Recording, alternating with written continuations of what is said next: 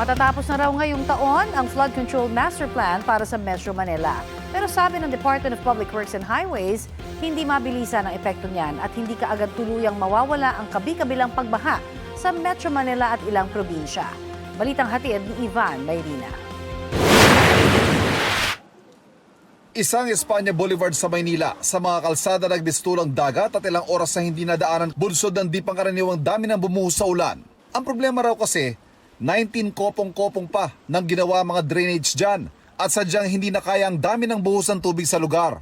Meron tayong gagawing 4 na cross drainages na dediretso sa tatapon sa mga estero natin papuntang Pasig River, no, sa Maynila, no. So sisimulan na natin yan ngayong September. Pero yung mga drainage improvements natin, gagawin na natin yan under the 2027 budget next year. Isa pang plano na malaki may tutulong sana ang mga detention basin kung tawagin na pansamantalang imbakan ng tubig para hindi bigla ang umapaw sa mga komunidad ang tubig ulan. May iba pang planong itayo at ay mga riyan kasama na sa pinondohan sa 2027 budget. Pero agad na nilinaw ng DPWH ang mga ganitong solusyon, hindi parang magic na sa isang iglap ay mawawala ng problema sa mga pagbaha. Unti-unti, dahan-dahan, yan lang ang kaya ipangako ng DPWH. Tulad halimbawa sa Araneta at E. Rodriguez Avenue. Oo, at binaha pa rin. Pero dahil daw sa mga hakbang na ginagawa ng gobyerno, medyo nakikita na raw ang epekto.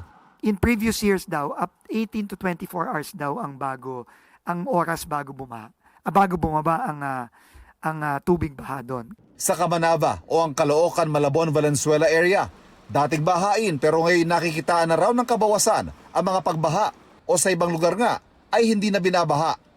Dahil daw yan sa pagpapagana ng 6 na pumping station, pag-aayos sa mga butas ng mga dike at pagkumpuni sa navigational gate.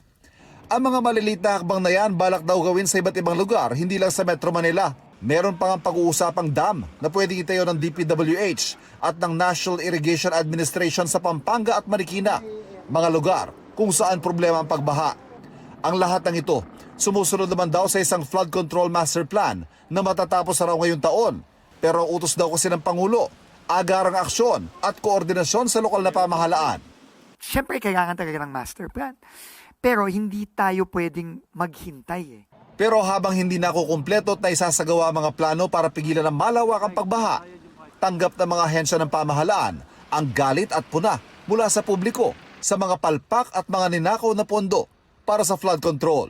There's really nothing to celebrate. Talaga nakita natin ang paghihirap ng ating mga kababayan and we really commiserate with them. Dapat naman talaga mabugbog yung DPWH eh.